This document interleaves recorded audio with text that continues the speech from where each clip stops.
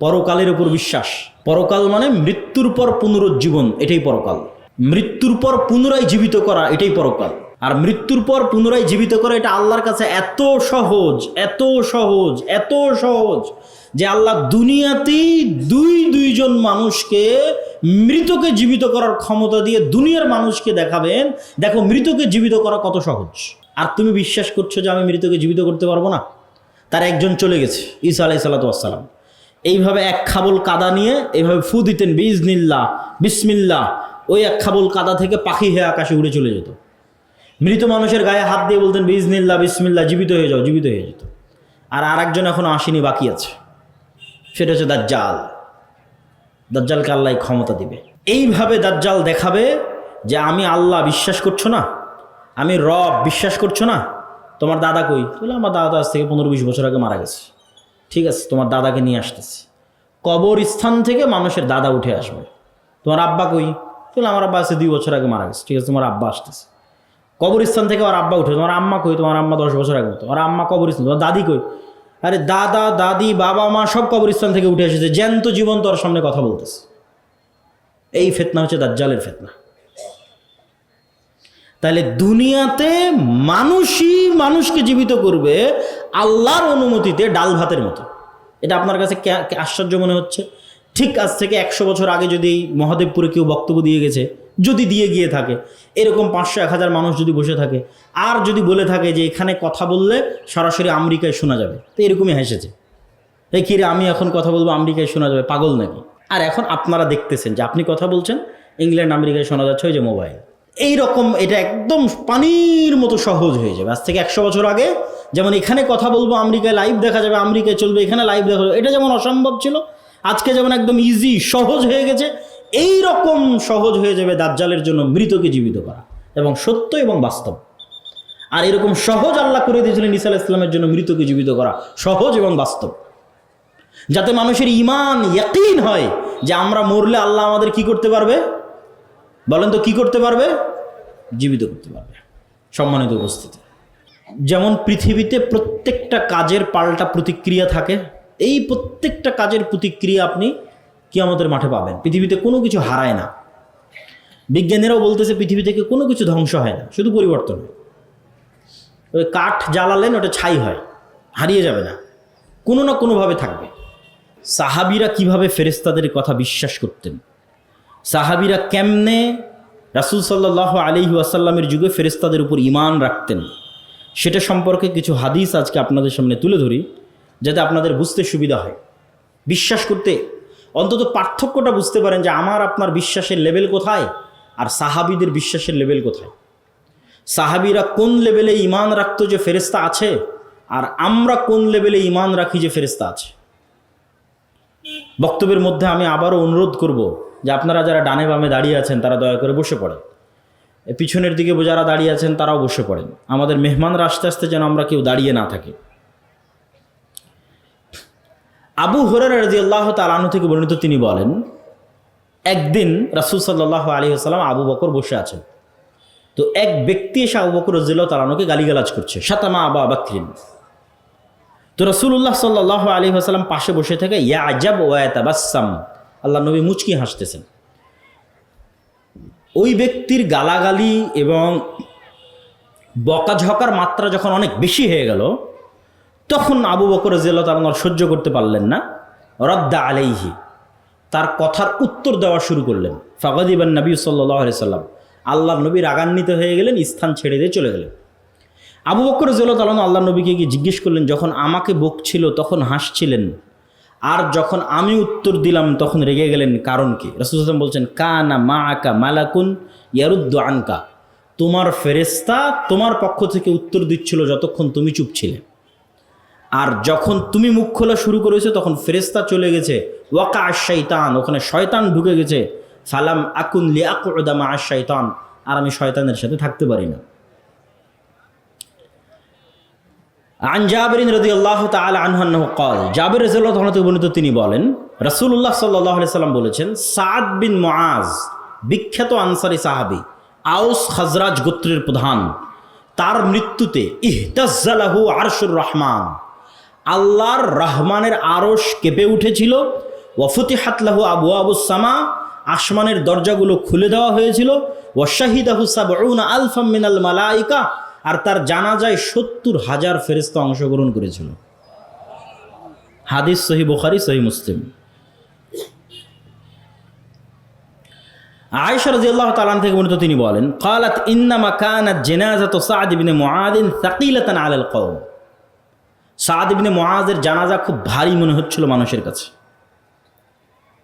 তো যখন রাসূলুল্লাহ সাল্লাল্লাহু আলাইহি সাল্লামের কাছে এই কথা পৌঁছলো, তিনি বললেন, ইন্নাল মালাইকাতা কানাত তাহমিলু,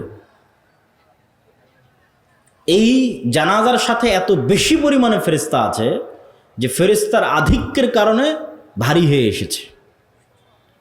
জাবির বিন আব্দুল্লাহ রাদিয়াল্লাহু তাআলা থেকে বর্ণিত, তিনি বলেন, যখন আমার পিতা মারা গেল তখন আমি আমার পিতার লাশের পাশে দাঁড়িয়ে ক্রন্দন করছিলাম। তো রাসূলুল্লাহ সাল্লাল্লাহু আলাইহি ওয়াসাল্লাম আমাকে বললেন, লা তাবগি, কাঁদিও না, মা যালাতিল মালাইকাতু তুজিল্লুহু বিআজনিহাতিহা, তোমার বাবার লাশ ফেরেশতারা ছায়া দিয়ে ঢেকে রেখেছে। সহিহ বুখারী, সহিহ মুসলিম। আবু সাঈদ খুদরি রাদিয়াল্লাহু তাআলা থেকে বর্ণিত, তিনি বলেন, উসাইদ বিন হুযাইর নামে এক সাহাবী ইয়াকরাউ মিনাল লাইলি মিন মারবাদিহি, তার ঘোড়ার আস্তা বলে একদিন কোরআন তেলাওয়াত করছিলেন। তো কোরআন তেলাওয়াতের এক পর্যায়ে তার ঘোড়া লাফানো শুরু করলো। তো পাশে যেহেতু বাচ্চা শুয়েছিল, ঘোড়া লাফ দিয়ে বাচ্চার উপর উঠে যায় কিনা এই ভয়ে তিনি কোরআন তেলাওয়াত বন্ধ করে দিলেন। তারপরে আবার কিছুক্ষণ পর তিনি কোরআন তেলাওয়াত শুরু করলেন, এবং আবার যখন কোরআন তেলাওয়াত শুরু করলেন তখন আবার একই দৃশ্য দেখলেন। পাশাপাশি তিনি এটাও বলছেন, ফাইদা মিসলু দুল্লাহ ফিহা আমসালুস সুরুজ, তিনি ছায়া সদৃশ আলোকজ্বলিত কিছু দেখতে পাচ্ছিলেন তার মাথার উপরে।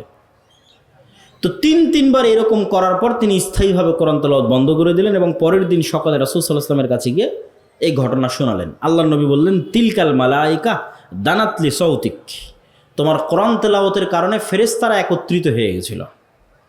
তুমি যদি কোরআন তেলাওয়াত করতেই থাকতে তাহলে সকালবেলা পর্যন্ত তুমি ফেরেশতাদের দেখতে পেতে। আব্দুল্লাহ বিন আব্বাস রাদিয়াল্লাহু তাআলা থেকে বর্ণিত, তিনি বলেন, আন্নান নবী সাল্লাল্লাহু আলাইহি ওয়াসাল্লাম ক্বালা ইয়াউমা বাদরিন, আল্লাহর নবী বদরের যুদ্ধের দিন বলছেন, হাদা জিবরিল আখিযুম বিরাসি ফারাসিহি আলাইহি আদাতুল হারব, এই যে জিব্রাইল যুদ্ধ করতেছে, এই যে জিব্রাইল তোমাদের সামনে বদরের যুদ্ধ করতেছে। আর এক হাদিসে রাসূল সাল্লাল্লাহু আলাইহি ওয়াসাল্লাম বলেন, এটা আব্দুল্লাহ বিন আব্বাস থেকে, বাইনামা রাজুলুম মিনাল মুসলিমিনা ইয়াউমাইযিন ইয়াশতাদ্দু ফি আসারি রাজুলিম মিনাল মুশরিকিনা আমামা, বদরের দিন একজন মুসলমান এক মুশরিককে হত্যা করার জন্য, হামলা করার জন্য পিছন থেকে ধাওয়া করতেছে। তো ধাওয়া করতে গিয়ে সে একটা অদৃশ্য আওয়াজ পেল, আকদিম ইয়া হাইজুম, এগিয়ে চলো হে হাইজুম। এই আওয়াজ পাওয়ার পর সে দেখে যে তার সামনে যে মুশরিকটাকে সে মারার জন্য যাচ্ছিল সে উল্টে পড়ে আছে, এবং তার আঘাতের স্থান থেকে, ক্ষত স্থান থেকে রক্ত বের হচ্ছে। এই ঘটনা গিয়ে রাসূল সাল্লাল্লাহু আলাইহি ওয়াসাল্লামকে সাহাবী বলল যে, আল্লাহর নবী, আমি তো ওই ব্যক্তিকে হামলা করিনি, তার আগে সে উল্টে পড়ে আহত অবস্থায় আছে এবং ক্ষত স্থান থেকে রক্ত বের হচ্ছে। তো রাসূলুল্লাহ সাল্লাল্লাহু আলাইহি ওয়াসাল্লাম বললেন, সাদাকতা, তুমি সত্য বলেছ, যালিকা মিন মাদাদিস সামাইস সালিসা, এটা ছিল তৃতীয় আসমান থেকে আসা ফেরেশতার আক্রমণ। আল্লাহু আকবার। সাদ বিন আবি ওয়াক্কাস রাদিয়াল্লাহু তাআলা আনহু বলছেন, উহুদের দিন আন ইয়ামিনি ওয়া আন ইয়াসারি, আমার ডানে এবং আমার বামে, রজুলাইনে আলাইহিমা সায়াবু বায়াজিন, দুইজন সাদা ধবধবে কাপড় পরিহিত ব্যক্তি যুদ্ধ করছিল উহুদের দিন। সাদ বিন আবি ওয়াক্কাস বলছেন,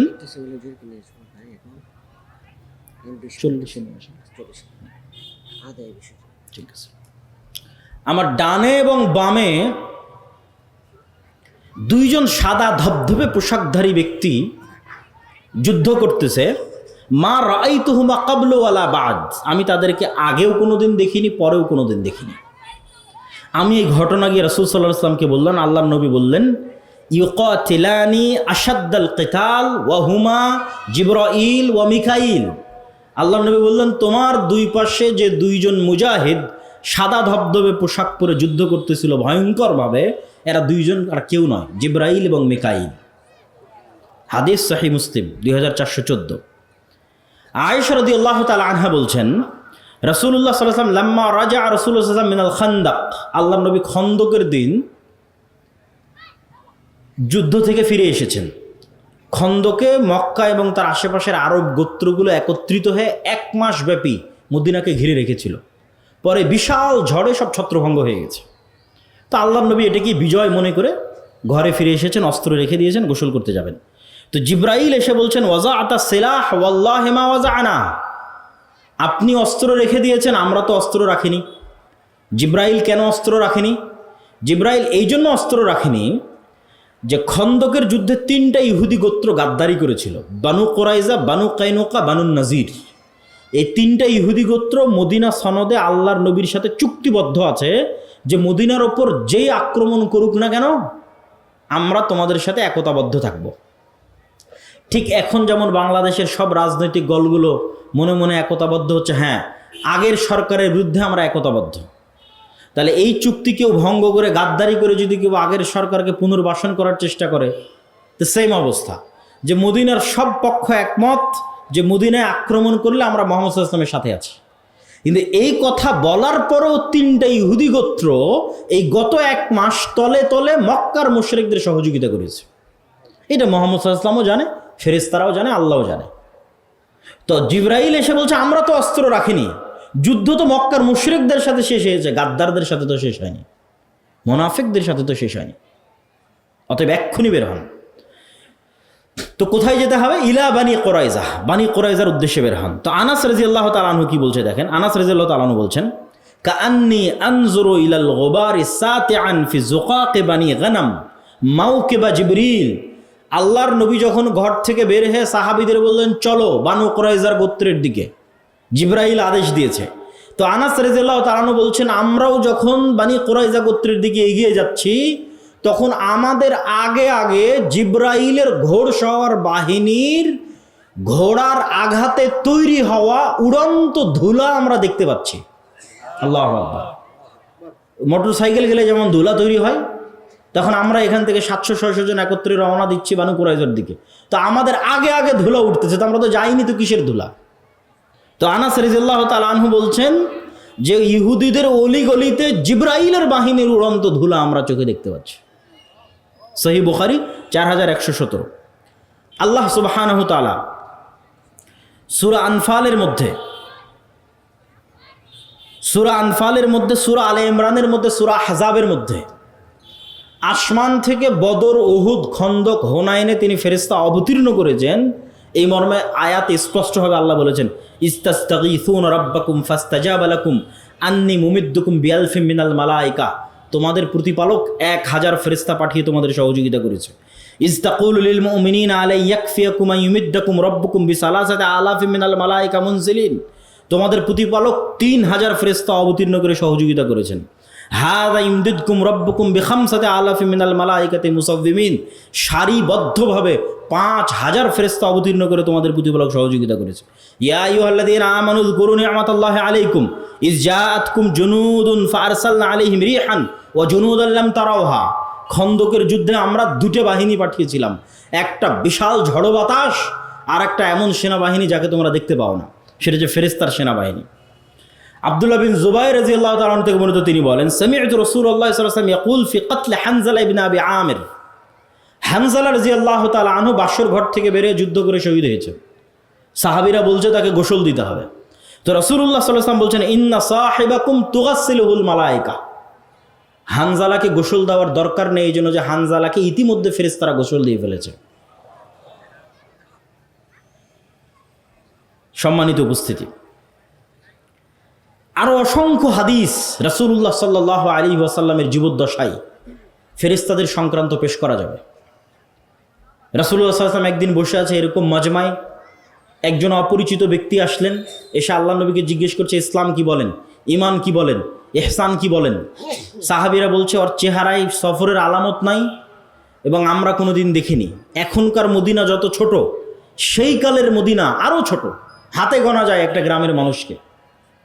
এক গ্রামের সবাই সবাইকে চেনে, 500-600 মানুষ, 500-600 ঘর, সবাই চেনে। তা আমরা চিনিও না, আর এ তো বিমান আর রকেটের সফর নয়, মরুভূমির সফর, সফরের আলামতও নাই। একদম ইস্ত্রি করা সাদা ধবধবে জামা গায়ে দিয়ে আসলে যেমন হয়, আমরা তো গাড়িতে আসছি, তবুও কত সফরের আলামত গায়ে লেগে আছে। তো যখন জিজ্ঞেস করে শেষে বিদায় নিয়ে চলে গেল, তখন রাসূল জিজ্ঞেস জানো কে ছিল? তো বলে না, আপনি এবং আল্লাহ ভালো জানেন। তো বলে জিবরাইল এসেছিল তোমাদেরকে দিন শেখানোর জন্য। তাহলে ওনারা স্বচক্ষে ফেরেশতাদের দেখতেছে, ফেরেশতাদের অস্তিত্বকে স্বচক্ষে দেখছে, ফেরেশতাদের অস্তিত্বের প্রভাব স্বচক্ষে দেখছে, স্বচক্ষে অনুভব করছে। রাসূলুল্লাহ সাল্লাল্লাহু আলাইহি ওয়াসাল্লাম বলছেন আজকে জিবরাইল আসেনি। কেন আসেনি? বাড়িতে মূর্তি এই জন্য, ছবি এই জন্য। ছবি সরাও, জিবরাইল আসবে। লা ইয়াদখুলুল মালায়েকাতু ফি বাইতিন, ওই বাড়িতে ফেরেশতা প্রবেশ করে না যেই বাড়িতে কুকুর আছে আর ছবি আছে। রাসূলুল্লাহ সাল্লাল্লাহু আলাইহি ওয়াসাল্লাম বলছেন যে জিবরাইল আমাকে এত বেশি পরিমাণে মিসওয়াক করতে বলে, আমার মুখের গন্ধে জিবরাইলের কষ্ট হয়। আমার এবং আপনার কাছে মনে হয় কোনো গন্ধ নাই, কিন্তু ওই যে কুকুরের ঘ্রাণ শক্তি বললাম সূক্ষ্ম, তা আমার এবং আপনার কাছে মনে হচ্ছে কোনো গন্ধ নাই, কিন্তু এই মানবিক গন্ধই ফেরেশতাদের কষ্ট দেয়। তাহলে মুহাম্মদ সাল্লাল্লাহু আলাইহি ওয়াসাল্লামের পবিত্র মুখের গন্ধ যদি ফেরেশতারা কষ্ট পায়, তাহলে যে সারাদিন বিড়ি আর সিগারেট খাচ্ছে ওর কাছে ফেরেশতা থাকবে না শয়তান থাকবে? আবার বলেন, ওর কাছে ফেরেশতা থাকবে না শয়তান থাকবে? শয়তান। ফেরেশতা থাকার কোনো সুযোগ নাই। ও শয়তানের বন্ধু এবং শয়তানের গোলাম। ওর অন্তরের রূহ মারা গেছে, ওর মুখের রূহ মারা গেছে, এই নূর মারা গেছে, নাই। এটা চোখের পাওয়ার যেমন সত্য, ওই নূরের অস্তিত্ব তেমন সত্য। কানের শ্রবণ শক্তির পাওয়ার যেমন সত্য, ওই নূরের অস্তিত্ব তেমন সত্য। ওর হৃদয়ের নূরের অস্তিত্ব তেমন সত্য। সম্মানিত উপস্থিতি, তাহলে সাহাবায়ে কেরাম গায়েবের ওপর কঠোর থেকে কঠোর ঈমান রাখতেন। এই জন্য তারা কখনো দুনিয়ামুখী ছিলেন না, এই জন্য তারা কখনো ইসলামের বিজয়ের জন্য কম্প্রোমাইজ করেননি, কম্প্রোমাইজের আদর্শকে তারা অবলম্বন করেননি। কেননা তারা ঈমান বিল গায়েব ইয়াকিনের পর্যায়ে ছিল। আর আমাদের ঈমান বিল গায়েব নাই, এই জন্য আমাদের আজকে এই দশা। আপনাকে বুঝানোর সুবিধার্থে যদি আরও স্পষ্ট করে বলি যে মূসা আলাইহিস সালাতু ওয়াস সালাম তৎকালীন ফেরাউনের কাছে দুনিয়াবী শক্তিতে যতটা দুর্বল ছিল, আজকের ফিলিস্তিনের গাজার মানুষ অতটা দুর্বল নয় ইসরায়েলের কাছে। আরও যদি ঘুরিয়ে বলি, আজকের ইসরায়েলের কাছে ফিলিস্তিনের গাজার মানুষ যত দুর্বল, আজ থেকে 3000-4000 বছর আগে ফেরাউনের কাছে মূসা আলাইহিস সালাম তার চেয়ে শতগুণে বেশি দুর্বল ছিলেন দুনিয়াবী দিক থেকে, দুনিয়াবী শক্তি ক্ষমতার দিক থেকে। আরও যদি বুঝানোর জন্য বলি, আজ থেকে 1400 বছর আগে মুহাম্মদ সাল্লাল্লাহু আলাইহি ওয়াসাল্লাম এবং তার সাহাবীরা আবু বকর, ওমর, ওসমান, আলী রাদিয়াল্লাহু তাআলা আনহুম, খালিদ বিন ওয়ালিদ, আমর ইবনুল আস, তারা পারস্য এবং রোমান সাম্রাজ্যের তুলনায় যতটা দুর্বল ছিল, আজকের সারা বিশ্বের মুসলমানেরা আমেরিকা, ইউরোপের তুলনায় অতটা দুর্বল নয়। আরও সহজ করে বলি, আজকের সমগ্র বিশ্বের মুসলমানেরা আমেরিকা এবং ইউরোপের দুনিয়াবী শক্তির তুলনায় যতটুকু দুর্বল, তার চেয়ে শতগুণ দুর্বল ছিল মুহাম্মদ সাল্লাল্লাহু আলাইহি ওয়াসাল্লাম এবং তার সাহাবীরা, খালিদ বিন ওয়ালিদ এবং আমর ইবনুল আসেরা দুনিয়াবী শক্তির তুলনায় তৎকালীন রোমান এবং পারস্যের কাছে শতগুণ বেশি দুর্বল ছিল। তাহলে ওরা জিতলো কেমনে? ওদের জয় লাভের মূল রহস্য দুনিয়াবী নয়, কেননা দুনিয়াবী শক্তিতে এটা মোকাবেলা সম্ভব নয়। ফেরাউনের শক্তির সামনে মূসার শক্তি জিরো দুনিয়াবী শক্তিতে, সুতরাং বিজয় সম্ভব নয়। রোমান এবং পারস্য সাম্রাজ্যের শক্তির সামনে মুসলমানদের শক্তি জিরো, এখানে বিজয় সম্ভব নয়। আজকে মুসলমানদের শক্তি থাকার পরও মুসলমানদের বিজয় নাই কেন? খালিদ বিন ওয়ালিদ, আমর ইবনুল আস এরা বদর, উহুদ, খন্দকে স্বচক্ষে ফেরেশতাদের সহযোগিতা দেখেছে, যে কিভাবে ফেরেশতা নেমে এসে যুদ্ধ করে মুহাম্মদ সাল্লাল্লাহু আলাইহি ওয়াসাল্লামের পক্ষে। আল্লাহর শক্তি এবং আল্লাহর ক্ষমতার উপর অগাধ আস্থা। ফলত যখন এরা যুদ্ধের ময়দানে অবতীর্ণ হয়েছে, তখন দুনিয়াবী শক্তির উপর ভরসা না আল্লাহর সাহায্য সহযোগিতার উপর ভরসা? আল্লাহর সাহায্য এবং সহযোগিতার উপর ভরসা। এই জন্য যুদ্ধের মাঠেও সালাত আদায়ের আদেশ। কেননা সালাত হচ্ছে পৃথিবীর সবচেয়ে বড় টেকনোলজি। আল্লাহ সুবহানাহু ওয়া তাআলার সাহায্যকে পৃথিবীতে টেনে নিয়ে আসতে পারে। বুঝার জন্য টেকনোলজি বলতেছে, যাতে বুঝার সুবিধার্থে হয়, আপনার ভাষা যাতে আপনার কাছে বুঝার সুবিধার্থে হয়, যে আল্লাহর সাহায্য পৃথিবীতে টেনে নিয়ে আসবে। এর সবচেয়ে শক্তিশালী টেকনোলজি হচ্ছে সালাত। এই জন্য যুদ্ধের মাঠেও সালাত আদায় করো। কারণ দুনিয়াবি শক্তির কোনো কথা নেই। দুনিয়ার লজিকে তো সবাই মিলে ফায়ার করার কথা, বোমা বর্ষণ করার কথা, গুলি করার কথা, তীর চালানোর কথা, তরবারি চালানোর কথা। কিন্তু আল্লাহর লজিকে না, একদল যুদ্ধ করবে আর একদল সালাত আদায় করবে, কেননা ওইটার মাধ্যমে গায়েবী মদদ পৃথিবীতে নেমে আসবে, অদৃশ্য শক্তির মদদ পৃথিবীতে নেমে আসবে। দুনিয়াবী শক্তি দিয়ে মুসলমানদের বিজয় সম্ভব নয়। তো আজকের মুসলমানদের সমস্যা হচ্ছে এরা না আল্লাহর উপর ভালোভাবে বিশ্বাস স্থাপন করে, না আল্লাহর শক্তি এবং ক্ষমতা সম্পর্কে জানে, না ফেরেশতার উপর কোনো বিশ্বাস আছে। আপনি নিজে চিন্তা করেন যে আজকে সাহাবীদের যে ঘটনাগুলো তুলে ধরলাম, এইটাতে কি মনে হয় যে সাহাবীরা ফেরেশতাকে কেমন বিশ্বাস করতেন, আর আমি এবং আপনি ফেরেশতাকে কেমন বিশ্বাস করি যে না ফেরেশতা আছে।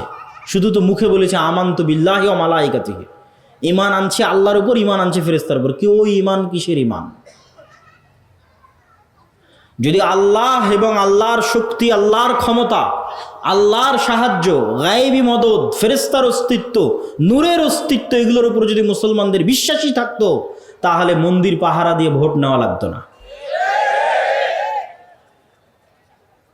যখন এগুলোর উপর বিশ্বাস নাই, তখন দুনিয়াবি লজিকে বিজয় অর্জন করতে হবে।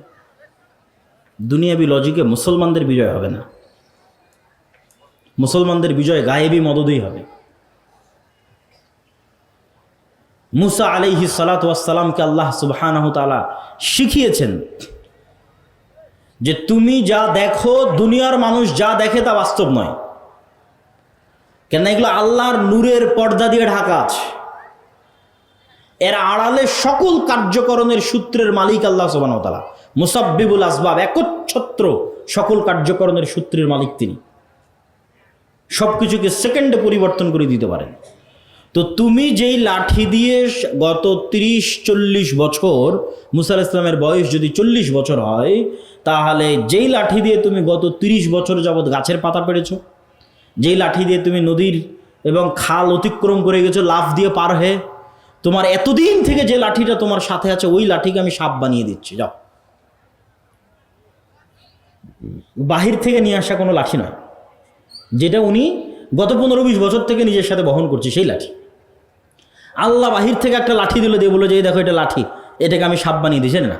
তুমি যে লাঠি 15-20 বছর থেকে বহন করছো, ওই লাঠিকে সাপ বানিয়ে দিলে। তুমি একদিন থেকে জানো যে এটা লাঠি, যাতে তুমি ভালোভাবে শিখো যে ফেরাউনের যা দুনিয়াবি শক্তি আছে এগুলো সমান জিরো। যেটা ইসলামের একটা কালেমা আছে, লা হাওলা ওয়ালা কুওয়াতা ইল্লা বিল্লাহ। নেই কোনো শক্তি, নেই কোনো ক্ষমতা, আল্লাহর শক্তি, আল্লাহর ক্ষমতা ছাড়া। তাহলে কি সারমর্ম দাঁড়ালো? আমেরিকার শক্তি এবং ক্ষমতা সমান কি? জিরো। এই বিশ্বাস যেই দিন অর্জন করতে পারবেন ইয়াকিনের লেভেলে, সেই দিন আপনার ইমান সাহাবীদের ইমানের কাছাকাছি হবে। ইসরায়েলের দুনিয়াবি ক্ষমতা এবং দুনিয়াবি শক্তি সমান যখন আপনি মানসিকভাবে, মেন্টালি ফিল করতে পারবেন খুব ভালোভাবে যে না এই শক্তি, এই ক্ষমতা সমান হচ্ছে জিরো, লা হাওলা ওয়ালা কুওয়াতা ইল্লা বিল্লাহ। পৃথিবীতে শক্তি এবং ক্ষমতা যদি একমাত্র থাকে, সেটা কার? আল্লাহ সুবহানাহু ওয়া তাআলার। ইমানের মাত্রা যেই দিন এই লেভেলে পৌঁছে যাবে, ইমানের মাত্রা অনুযায়ী হেল্প আসবে। ইমানের মাত্রা আরো লেভেলে পৌঁছলে আবার ফেরেশতা নেমে আসবে। বাধা তো নাই ফেরেশতা নামতে, ফেরেশতা নামতে বাধা নাই, তার প্রমাণ কোথায়? রাসূলুল্লাহ সাল্লাল্লাহু আলাইহি ওয়াসাল্লাম বলছেন, দাজ্জাল পৃথিবীর সব শহরে যাবে। মক্কা মদিনায় যখন ঢোকার চেষ্টা করবে, তখন মক্কা মদিনার প্রত্যেকটা প্রবেশ পথে ফেরেশতা উন্মুক্ত তরবারি হাতে দাঁড়িয়ে থাকবে।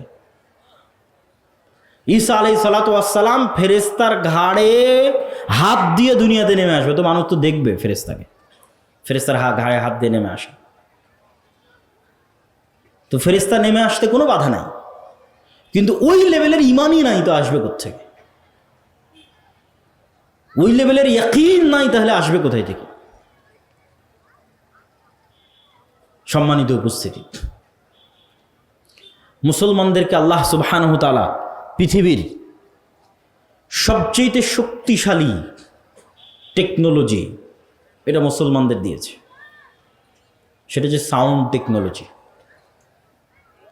এটাও বুঝার সুবিধার্থে বলতেছে, যাতে ধারণ করতে পারেন আমার কথাটাকে যে আমি কি বলতেছি। আল্লাহ সুবহানাহু ওয়া তাআলা পৃথিবীকে সৃষ্টি করেছেন আওয়াজ দিয়ে, কুন ফায়াকুন, হও হয়ে যাও। আল্লাহর আওয়াজ যথেষ্ট। আল্লাহ সুবহানাহু ওয়া তাআলা পৃথিবীকে ধ্বংস করবেন আওয়াজ দিয়ে। ইসরাফিল যখন বাঁশিতে ফুঁ দিবে আওয়াজ তৈরি হবে, ওই আওয়াজ আকাশ বুঝতে পারবে, ওই আওয়াজ সূর্য বুঝতে পারবে, ওই আওয়াজ চন্দ্র বুঝতে পারবে। এগুলো আওয়াজ রিসিভ করা মাত্র চূর্ণ বিচূর্ণ হয়ে যাবে, কেন ওইভাবে সেট আপ করা আছে, ওইভাবে ইনস্টল করা আছে। আমার গায়ের এই জামারও আওয়াজ বুঝার সক্ষমতা আছে, এই মাইকেরও আওয়াজ বুঝার সক্ষমতা আছে, কিন্তু কোন আওয়াজ বুঝে আমি জানি না। আল্লাহ সুবহানাহু ওয়া তাআলা সাউন্ড টেকনোলজির কিছু জ্ঞান সুলাইমান আলাইহিস সালাতু ওয়াস সালামকে দিয়েছিলেন। পিঁপড়াও কিছু বলে আমি বুঝি না, গরুও কিছু বলে আমি বুঝি না, সুলাইমান আলাইহিস সালাম বুঝতেন। পাখিও কিছু বলে আমি বুঝি না। তাহলে পৃথিবীর প্রত্যেকটা বস্তু আওয়াজ রিসিভ করে এবং আওয়াজ ছাড়ে। ইউসাব্বিহু লিল্লাহি মা ফিস সামাওয়াতি ওয়া মা ফিল আরজ। আল্লাহর তাসবিহ পাঠ করে মান নয়। আরবি যারা জানে তারা খুব ভালোভাবে জানে ইউসাব্বিহু লিল্লাহি মা ফিস সামাওয়াতি ওয়া মা ফিল আরজ, মানে শুধু যাদের জ্ঞান আছে, যারা কথা বলতে পারে দুনিয়ার মানুষের লজিক এরা নয়, প্রত্যেকটা জড়বস্তু আল্লাহর তাসবিহ পাঠ করে। তো জড়বস্তু যে আল্লাহর তাসবিহ পাঠ করে আমি যে শুনতে পাই না, আমার শোনার সীমাবদ্ধতা, কিন্তু প্রত্যেকটা বস্তু আওয়াজ বের করে এবং আওয়াজ রিসিভ করে। এই কাগজের আওয়াজ আছে, আওয়াজ বের করে এবং আওয়াজ রিসিভ করে। আপনার কাছে এটা এখন কঠিন মনে হলে আমি একটু সহজ করে দিই, বুঝার সুবিধার্থে সহজ করে দিই। এই কাগজটা আগে কি ছিল? কি ছিল বলেন? আঁশ কি ছিল? হ্যাঁ, কোনো একটা গাছের ছাল বাকলা অথবা তুলা, আমাদের কাপড় তুলা ছিল, ওইটা কোথায় ছিল? গাছে ছিল, তাই না? এবার গাছ যখন দেখবেন তখন আপনার ব্রেনে কাজ করবে যে গাছের জীবন আছে, এটা তো বোঝা যায়। গাছের জীবন আছে এটা বোঝা যায় না? ও বড় হয় কিভাবে, ধান দেয় কিভাবে, আম দেয় কিভাবে, ফল দেয় কিভাবে? তো যে আম ধান ফল দিতে পারে ও কথাও বলতে পারে। আজকে ওর কথা বোঝার ক্ষমতা আমার নাই, তাহলে এটা আলাদা কোনো অস্তিত্বশীল নয়। সব জিনিস আপনি দেখেন ঘুরে ফিরে কোনো না কোনো একটার সাথে কানেক্টেড, আল্লাহর প্রকৃত অস্তিত্বের সাথে কানেক্টেড। যে চেয়ারের উপর আমি বসে আছি এটা কাঠ ছিল, গাছের সাথে সম্পৃক্ত। এইভাবে এগুলো, এই যে প্রত্যেকটা মেটাল যেগুলোতে তৈরি হয়েছে, এগুলো কোনো খনিজ পদার্থ থেকে আনা হয়েছে। কোনো এক খনিজ, যে খনি আছে সেখান থেকে সে পদার্থ বের করে এটা তৈরি করা হয়েছে। ওখানে যখন ছিল তখন আপনি ঠিকই বুঝবেন যে না, আমার তো জীবন আছে, আস্তে আস্তে বাড়তেছে, আস্তে আস্তে বড় হচ্ছে। এখন ওখান থেকে বের করে আপনি ক্যামেরা বানিয়েছেন, তাই এখন কথা বলতে পারে না, শুনতে পারে না, এটা ভুয়া কথা। ইরানের রাজধানীতে এবং কাতারে হামাসের এবং ইরানের যে বিজ্ঞানীদের হত্যা করা হয়েছে, এর বেশিরভাগগুলোকে মোবাইল বিস্ফোরণে হত্যা করা হয়েছে। এই জন্য আফগানিস্তানের সরকার মাঝখানে সম্পূর্ণ নেটওয়ার্ক এবং ইন্টারনেট বন্ধ করে দিয়েছিল ভয়ে। আমি এখানে বসে থাকবো, এই মোবাইল ওয়েভ রিসিভ করতে পারে, ওয়েভ রিসিভ করে দেখেই তো কথা বুঝতে পারি আমি, মানে কথাটা তো ওয়েভের মাধ্যমে আসতেছে, আমি মেসেজ দিচ্ছি ওয়েভের মাধ্যমে যাচ্ছে। তো যখন কোনো এক লেভেলের ওয়েভ ছাড়বে, যেই লেভেলের ওয়েভ ছাড়লে এটা এখানেই বিস্ফোরণ হয়ে যাবে। এই টেকনোলজি ইসরায়েল অর্জন করেছে। তো ঠিক যেমন এই মোবাইল আজকের আধুনিক প্রযুক্তিতে ওয়েভ রিসিভ করতে পারে, আল্লাহ সুবহানাহু তাআলার মাধ্যমে এই মোবাইল আওয়াজও রিসিভ করতে পারে। সাউন্ড টেকনোলজি, আওয়াজ, এটা পৃথিবীর সবচেয়ে শক্তিশালী। এটা বিজ্ঞানীদের পক্ষে আবিষ্কার করাও সম্ভব নয়, ভবিষ্যতেও কোনোদিন সেভাবে তারা আবিষ্কার করতে পারবে না। এইটা আল্লাহ মুসলমানদের দিয়েছে। সেটা কি? সেটা হচ্ছে কোরআন। কোরআন কার সাউন্ড, কার আওয়াজ? এটা আল্লাহর আওয়াজ, সাউন্ড। কোরআন যেটা আমরা তেলাওয়াত করতেছি এটা স্বয়ং আল্লাহর আওয়াজ, এটা স্বয়ং আল্লাহ সুবহানাহু ওয়া তাআলার সাউন্ড। এই জন্য রাসূল সাল্লাল্লাহু আলাইহি ওয়াসাল্লাম বলতেছে যে কিয়ামতের পূর্ব মুহূর্তে আল্লাহু আকবার ধ্বনিতে প্রাচীর পড়ে যাবে, শহর বিজয় হবে আল্লাহু আকবার ধ্বনিতে। জিকির এই জন্য খুব পাওয়ারফুল। জাকারিয়া আলাইহিস সালাতু ওয়াস সালাম যখন আল্লাহ সুবহানাহু ওয়া তাআলার কাছে চাইলেন সন্তান, বার্ধক্য বয়স, তা আল্লাহ সন্তানের ওয়াদা দিলেন, তিনি বুঝতে পারছেন না কেমনে সন্তান হবে। তখন আল্লাহ বলছেন তুমি সকাল সন্ধ্যে জিকির করো। এই সকাল সন্ধ্যে জিকিরই এই অসম্ভবকে সম্ভব করে দিবে যে বার্ধক্য বয়সে তোমার বন্ধে স্ত্রীর সন্তান হয়ে যাবে। কেননা সকাল সন্ধ্যার জিকির তো সাউন্ড তৈরি করবে। লা ইলাহা ইল্লাল্লাহ, লা হাওলা ওয়ালা কুওয়াতা ইল্লা বিল্লাহ, সুবহানাল্লাহি বিহামদিহি সুবহানাল্লাহিল আযীম। তো এই সাউন্ডগুলো যেমন এখন ইনস্ট্যান্ট ওয়েভের মাধ্যমে আমেরিকা পৌঁছে যাচ্ছে, কোনো না কোনোভাবে এগুলো সরাসরি আল্লাহ সুবহানাহু ওয়া তাআলার কাছে পৌঁছে যাচ্ছে সাথে সাথে। আল্লাহ সুবহানাহু ওয়া তাআলা সাথে সাথে শুনতে পাচ্ছেন। তখন এগুলো পুনরায় এগুলোর প্রভাব পৃথিবীতে ফিরে আসতেছে। কোরআন তেলাওয়াত করতেছেন, এটা শক্তি, পাওয়ার হাউস। কোরআন বুঝা, কোরআনের জ্ঞান অর্জন করা, সালাত আদায় করা, এগুলো হচ্ছে মুসলমানদের শক্তির জায়গা। ঈমান বিল গায়েব, এগুলো হচ্ছে মুসলমানদের শক্তির জায়গা। সম্মানিত উপস্থিতি, ফেরেশতার অস্তিত্বের উপর বিশ্বাস স্থাপনের একটা উদাহরণ দিয়ে আজকের বক্তব্যের শেষের দিকে যাব।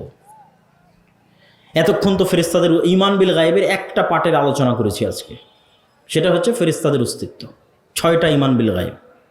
আমাদের একটা বই আসতেছে সামনে, আল্লাহর পথে যাত্রা। আগামী 6-7 নভেম্বর সালাফি কনফারেন্সে কিছু কপি পাওয়া যাবে।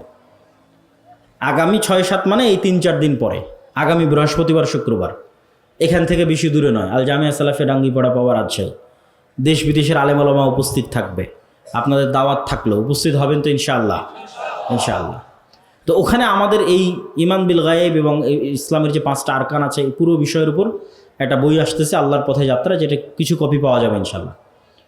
তো সেখানে আরও বিস্তারিত আলোচনা আছে। তো আমি যেটা বলছিলাম যে ফেরেশতার অস্তিত্বের উপর আলোচনা করলাম, বাস্তবে কেমনে প্র্যাকটিক্যালি দেখবেন ফেরেশতা আছে, এটার একটা উদাহরণ দিই, একটা হোমওয়ার্ক দিই, একটা বাড়ির কাজ দিই। যদি বাস্তবে করেন আপনি দেখবেন যে হ্যাঁ, ফেরেশতার অস্তিত্বের আপনি সন্ধান পেয়ে যাবেন। সেটা হচ্ছে, কোথাও যদি বিমানের টিকিট থাকে, ট্রেনের টিকিট থাকে, বাসের টিকিট থাকে, পরীক্ষা থাকে, ভাইভা থাকে, তাহলে যেই লেভেলের নিয়ত থাকে যে আজকে আমার 11টায় ট্রেন আছে, ধরা লাগবে, আজকে আমার 6টায় বিমান আছে, ধরতে হবে, ওর চাইতে বেশি লেভেলের নিয়ত করবেন যে আগামীকাল ফজরের সালাত আছে, উঠতে হবে। নিয়তের মাত্রাটা হবে এর চাইতে বেশি লেভেলের। প্লেন থাকলে, বিমান থাকলে, বাস থাকলে যেই লেভেলের নিয়ত হয়, ধরা লাগবে, পরীক্ষা থাকলে, ভাইভা থাকলে, তার চাইতে বেশি লেভেলের নিয়ত হবে যে আপনি ফজরের সালাত আদায় করবেন আগামীকাল। এখন আগামীকাল ফজরের সালাতে উঠবেন, তো আমরা ফেরেশতার অস্তিত্বের পরীক্ষা নিব, তাই না? তো ফেরেশতার অস্তিত্বের যেহেতু পরীক্ষা নিব, তাহলে তার মানুষকে বলার দরকার নাই যে ভাই, আব্বা, আম্মা, ভাই, বোন, যে আমাকে একটু ফজরে উঠিয়ে দিন। উঠানোর জন্য তো আল্লাহর ফেরেশতা আছে, আপনাকে উঠানোর জন্য আল্লাহর ফেরেশতা আছে। তার মানুষকে বলার কি দরকার? মোবাইলে অ্যালার্ম দেওয়ারও দরকার নাই। মোবাইলে অ্যালার্ম কেন দিবেন? ফেরেশতা তো আছে। আপনি ফেরেশতার একটু নিকটবর্তী হন, দেখেন যে বাস্তবে ফেরেশতা আপনাকে উঠিয়ে দেয় কিনা। আল্লাহ সুবহানাহু ওয়া তাআলার ফেরেশতা নিয়োজিত আছে। তো রাসূলুল্লাহ সাল্লাল্লাহু আলাইহি সাল্লাম অসংখ্য হাদিসে বলছেন, ঠিক সময়ে ফেরেশতা আপনাকে উঠিয়ে দিবে। আপনি পরীক্ষা করে দেখেন কিভাবে উঠিয়ে দিবে, সেটার পরিবেশও ফেরেশতা তৈরি করবে। আল্লাহ এভাবেই তাদের দায়িত্ব দিয়ে রেখেছে। এখন মশার কামড়ে আপনাকে উঠিয়ে দিবে, না বৃষ্টি ঝড়ের আওয়াজে আপনাকে উঠিয়ে দিবে, না অন্যদিন শয়তানের পর্দার কারণে আজান কানে ঢোকে না। তো আজকে ফেরেশতা বসে আছে, তো শয়তানের পর্দা কান থেকে সরে গেছে, ডাইরেক্ট আজানই কানে ঢুকে যাবে। আল্লাহু আকবার, আজান শুনে উঠে যাবে। আপনি দেখেন পরীক্ষা করে। আর শয়তান আছে কিনা তা পরীক্ষা করবেন কেমনে? যে শয়তান যে আছে, এবং এই আপার লেভেলের মেশিন কালবকে নিয়ে যে শয়তান খেলাধুলা করে, কালব পরিবর্তনশীল, এত উচ্চ প্রযুক্তির মেশিন এটা যে প্রতি সেকেন্ডে পরিবর্তন হয়, ধরা পাওয়া যায় না, কন্ট্রোলে রাখা যায় না, খুব ভয়ঙ্কর। তো আপনি 2 রাকাত সালাত আদায়ের নিয়ত করেন যে না, 2 রাকাত সালাত আদায় করব, খুব কঠোর প্রস্তুতি নিয়ে, একদম ভয়ঙ্কর সিদ্ধান্ত নিয়ে 2 রাকাত সালাতে দুনিয়ার কোনো কথা মনে করব না। উজু করে নতুন জামা কাপড় গায়ে দিয়ে একাই এক আলাদা ঘরে লাইট বন্ধ করে দিয়ে, কোনো রকমের ডিস্ট্রাকশন নাই, মনোযোগ বিচ্ছিন্ন হতে পারে এরকম কিছু নাই, ফোন নাই, কিচ্ছু নাই, ছেলে মেয়ে নাই, নির্জন এলাকায় চলে গেছেন। 2 রাকাত সালাত আদায় করবেন যেন দুনিয়ার কথা মনে না পড়ে। এবার 2 রাকাত সালাতে দাঁড়ানোর 5-10 সেকেন্ডের মধ্যেই আপনার অজান্তেই দুনিয়ার কথা ভিতরে ঢুকে গেছে, আপনি ধরতে পারেননি কিন্তু এখনো। 2-5 সেকেন্ড, 10 সেকেন্ড, 20 সেকেন্ড যাওয়ার পর আপনার মনে পড়ছে, আরে আজকে তো সালাতে দাঁড়িয়েছিলাম, দুনিয়ার কথা মনে করবো না, তো মনে তো করা শুরু করে দিছি। ঘটনা কি? এটাই শয়তান। রাসূল সাল্লাল্লাহু আলাইহি ওয়াসাল্লাম বলছেন, ইখতালিসুহু শাইতান, শয়তান সালাতের মধ্যে মানুষের অন্তরকে ছিনিয়ে নিয়ে চলে যায় আর একদিকে, এটাই শয়তান। তাহলে শয়তানের অস্তিত্ব, ফেরেশতার অস্তিত্ব আপনার ছেলের চেয়েও সত্য, আপনার বাবা মায়ের চেয়েও সত্য। আপনার বাড়িতে আপনি কাকে জায়গা দিয়েছেন সেটা চিন্তা করেন। বাড়িতে যদি ছবি থাকে, বাড়িতে যদি মূর্তি থাকে, কুকুর থাকে, বাড়িতে যদি সালাম দিয়ে না ঢোকেন, বাড়িতে যদি কোরআন তেলাওয়াত না হয়, তাহলে ওই বাড়িতে সবসময় কে আছে? শয়তান আছে। পেশাবের যত্ন নেয় না, পরিষ্কার পরিচ্ছন্ন থাকে না, ঠিক আছে? ওরা সব মুতাহহারুন, ফেরেশতাদের পেশাব নয়, পায়খানা নেই, সব পবিত্র। তাহলে যে পেশাবের যত্ন নেয় না, উজু করে না, নামাজ পড়ে না, ওর কাছে ফেরেশতা থাকবে? জীবনও না। যে অজু ভাঙলেই উজু করে, ওর সাথে ফেরেশতা থাকবে। অথবা অন্তত যে 5 ওয়াক্ত সালাত আদায় করে, পেশাব থেকে বেঁচে থাকে, পেশাব থেকে পবিত্র থাকে, ফরজ গোসল হলে গোসল আদায় করে, এর সাথে ফেরেশতা থাকবে। বরকতের ফেরেশতা, রহমতের ফেরেশতা। আর ফেরেশতা কেন্দ্রিক কত অসংখ্য হাদিস আছে রাসূলুল্লাহ সাল্লাল্লাহু আলাইহি ওয়াসাল্লামের। কেউ যদি মসজিদে সালাত আদায় করে সালাতের জায়গাতেই বসে থাকে, তো না ওঠা পর্যন্ত ফেরেশতার জন্য দোয়া করতে থাকবে। কেউ যদি অসুস্থ ভাইকে দেখতে যায়, তাহলে তার জন্য ফেরেশতা দোয়া করতে থাকবে ইস্তেগফারের, তার অসুস্থ ভাইকে দেখতে যাওয়ার জন্য। ওই ব্যক্তি অসুস্থ ভাইকে দেখতে গেলে এই কারণে। কেউ যদি জুমার দিন মসজিদে যায়, তাহলে ফেরেশতারা দরজায় বসে থাকে, কে আগে আসতেছে তার নাম লেখার জন্য। তারপরে যখন খতিব সাহেব মেম্বারে উঠে, তখন খাতা বন্ধ করে দিয়ে তারাও বক্তব্য শোনার জন্য বসে যায়। কোথাও যখন মানুষ একত্রিত হয় আল্লাহর নাম উচ্চারণ করার জন্য, তখন পৃথিবীতে কিছু ফেরেশতা আছে 24 ঘন্টা ভ্রমণ করতেছে, কে কোথায় আল্লাহর জিকির করতেছে, স্মরণ করতেছে, ওরা তখন ওখানে একত্রিত হয়ে যায়। আল্লাহ যদি চায়, আমাদের নিয়ত যদি ঠিক থাকে, তাহলে এখানেও হাজার হাজার শত শত ফেরেশতা আছে। সম্মানিত উপস্থিতি,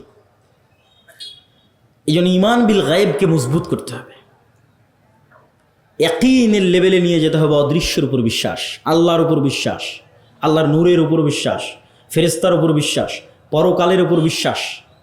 পরকাল মানে মৃত্যুর পর পুনরুজ্জীবন, এটাই পরকাল। মৃত্যুর পর পুনরায় জীবিত করা, এটাই পরকাল। আর মৃত্যুর পর পুনরায় জীবিত করা, এটা আল্লাহর কাছে এত সহজ, এত সহজ, এত সহজ, যে আল্লাহ দুনিয়াতেই দুইজন মানুষকে মৃতকে জীবিত করার ক্ষমতা দিয়ে দুনিয়ার মানুষকে দেখাবেন, দেখো মৃতকে জীবিত করা কত সহজ। আর তুমি বিশ্বাস করছো যে আমি মৃতকে জীবিত করতে পারবো না? তার একজন চলে গেছে, ঈসা আলাইহিস সালাতু ওয়াস সালাম। এইভাবে এক খাবল কাদা নিয়ে এইভাবে ফু দিতেন, বিইজনিল্লাহ, বিসমিল্লাহ, ওই এক খাবল কাদা থেকে পাখি হয়ে আকাশে উড়ে চলে যেত। মৃত মানুষের গায়ে হাত দিয়ে বলতেন বিইজনিল্লাহ, বিসমিল্লাহ, জীবিত হয়ে যাও, জীবিত হয়ে যেত। আর আরেকজন এখনো আসেনি, বাকি আছে, সেটা হচ্ছে দাজ্জাল। দাজ্জালকে আল্লাহ ক্ষমতা দিবে। এইভাবে দাজ্জাল দেখাবে যে আমি আল্লাহ, বিশ্বাস করছো না? আমি রব, বিশ্বাস করছো না? তোমার দাদা কই? বলে আমার দাদা আজ থেকে 15-20 বছর আগে মারা গেছে। ঠিক আছে, তোমার দাদাকে নিয়ে আসতেছি। কবরস্থান থেকে মানুষের দাদা উঠে আসবে। তোমার আব্বা কই? বলে আমার আব্বা আছে 2 বছর আগে মারা গেছে। ঠিক আছে, তোমার আব্বা আসতেছে। কবরস্থান থেকে ওর আব্বা উঠে। তোমার আম্মা কই? তোমার আম্মা 10 বছর আগে মতো। ওর আম্মা কবরস্থান। তোমার দাদি কই? আরে দাদা, দাদি, বাবা, মা সব কবরস্থান থেকে উঠে এসেছে, জ্যান্ত জীবন্ত ওর সামনে কথা বলতেছে। এই ফিতনা হচ্ছে দাজ্জালের ফিতনা। তাহলে দুনিয়াতে মানুষই মানুষকে জীবিত করবে আল্লাহর অনুমতিতে, ডাল ভাতের মতো। এটা আপনার কাছে আশ্চর্য মনে হচ্ছে? ঠিক আজ থেকে 100 বছর আগে যদি মহাদেবপুরে কেউ বক্তব্য দিয়ে গেছে, যদি দিয়ে গিয়ে থাকে, এরকম 500-1000 মানুষ যদি বসে থাকে, আর যদি বলে থাকে যে এখানে কথা বললে সরাসরি আমেরিকায় শোনা যাবে, তো এরকমই হেসেছে, এই কিরে আমি এখন কথা বলবো আমেরিকায় শোনা যাবে, পাগল নাকি? আর এখন আপনারা দেখতেছেন যে আপনি কথা বলছেন, ইংল্যান্ড আমেরিকায় শোনা যাচ্ছে, ওই যে মোবাইল। এইরকম এটা একদম পানির মতো সহজ হয়ে যাবে। আজ থেকে 100 বছর আগে যেমন এখানে কথা বলবো আমেরিকায় লাইভ দেখা যাবে, আমেরিকায় চলবে, এখানে লাইভ দেখা যাবে, এটা যেমন অসম্ভব ছিল, আজকে যেমন একদম ইজি সহজ হয়ে গেছে, এই রকম সহজ হয়ে যাবে দাজ্জালের জন্য মৃতকে জীবিত করা, এবং সত্য এবং বাস্তব। আর এরকম সহজ আল্লাহ করে দিয়েছিলেন ঈসা আলাইহিস সালামের জন্য মৃতকে জীবিত করা, সহজ এবং বাস্তব, যাতে মানুষের ঈমান ইয়াকিন হয় যে আমরা মরলে আল্লাহ আমাদের কি করতে পারবে? বলেন তো, কি করতে পারবে? জীবিত করতে পারবে। সম্মানিত উপস্থিতি, আর দাওয়া ইলাল্লাহর পক্ষ থেকে আজকের এই আয়োজন। দাওয়া ইলাল্লাহ মানে কি জানেন কি না আল্লাহই ভালো জানে। দাওয়া ইলাল্লাহর সবচেয়ে বড় কাজ হচ্ছে দেশব্যাপী মক্তব প্রতিষ্ঠা করা, মসজিদ ভিত্তিক দাওয়াতি কাজ করা। সেই মক্তব প্রতিষ্ঠা করতে গিয়ে আমরা ইতিমধ্যে ট্রেনিং সহ প্রায় 600 মক্তব পরিচালিত হচ্ছে, বলেন আলহামদুলিল্লাহ।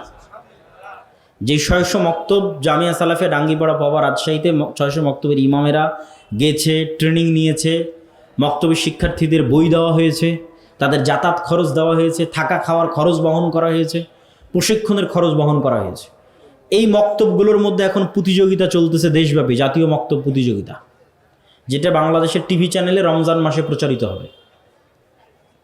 মোটামুটি 50 লক্ষ টাকার মতো খরচ হবে। এটা বাংলাদেশের ইতিহাসে মক্তব কেন্দ্রিক প্রথম কোনো জাতীয় প্রতিযোগিতা। এই দাওয়া ইলাল্লাহর পক্ষ থেকে আজকের এই প্রোগ্রাম আয়োজন হয়েছে।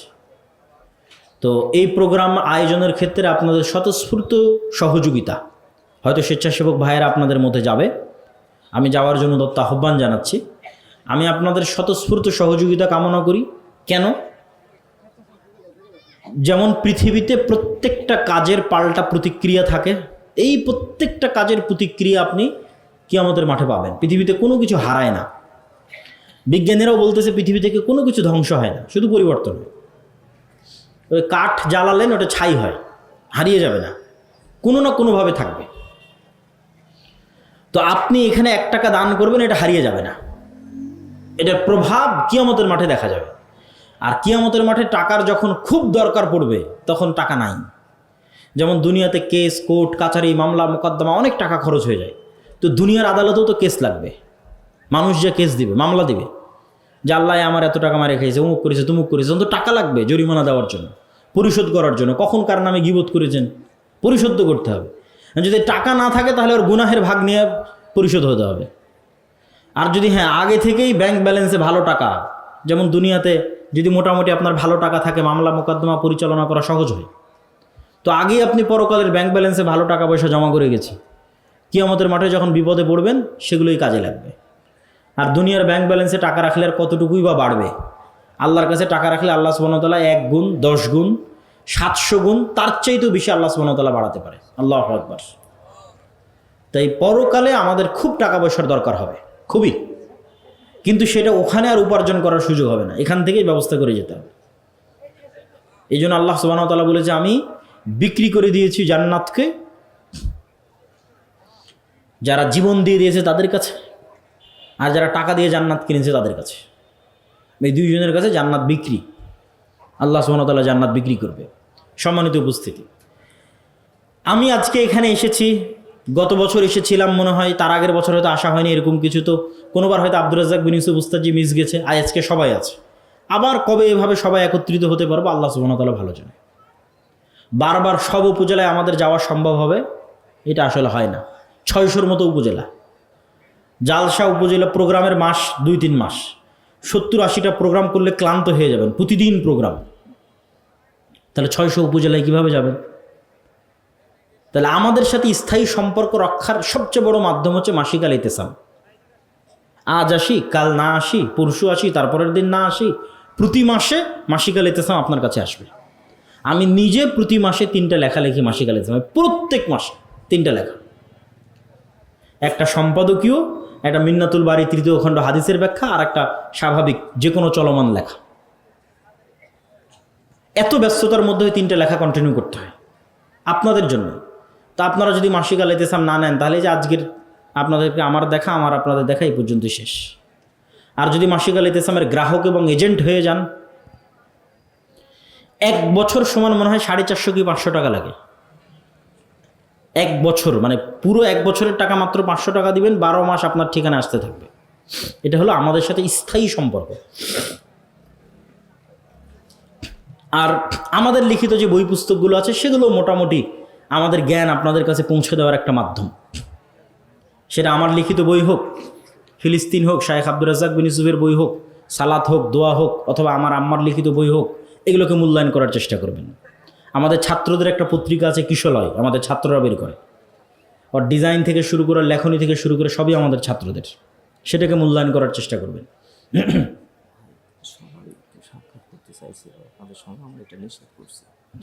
ঠিক আছে। তো দাওয়া ইলাল্লাহর সাথে সম্পৃক্ত হওয়া, মসজিদগুলোকে, মক্তবগুলোকে, কেন এখানে যাতায়াত খরচও আমরা দিচ্ছি, শিক্ষার্থীদের বইও আমরা দিচ্ছি, প্রশিক্ষণও আমরা দিচ্ছি, সবই আমাদের। প্রতিযোগিতা আয়োজন করতে আমরা আসতেছি, তাহলে কেন আপনারা পিছিয়ে থাকবেন? আকিমুল ভাইয়ের সাথে যোগাযোগ করে যত বেশি সম্ভব মক্তবের শিক্ষকদের আমাদের ট্রেনিংয়ে পাঠান এবং মসজিদগুলোর মক্তবের মানোন্নয়নে আমাদেরকে সহযোগিতা করার সুযোগ দেন। পাশাপাশি যে দিনী শিক্ষা প্রতিষ্ঠানগুলো আছে সেগুলোকে আল জামিয়া সালাফিয়ার সাথে সম্পৃক্ত করেন। আল জামিয়া সালাফিয়া বর্তমান বাংলাদেশের শিক্ষাগুণে, মানে, আয়তনে, ছাত্র সংখ্যায়, বিদেশি শিক্ষকে, সব দিক থেকে টপ 5, টপ 10-এর মধ্যে একটা প্রতিষ্ঠান হবে, যেটা আপনারাও খুব ভালোভাবে জানেন। অতএব জামিয়া সালাফির সাথে সম্পৃক্ত হওয়া, দাওয়া ইলাল্লাহর সাথে সম্পৃক্ত হওয়া, এগুলো আমাদের এবং আপনাদের খুব জরুরি কর্তব্য। আল্লাহ সুবহানাহু ওয়া তাআলা আমাদের এবং আপনাদের কবুল করুক।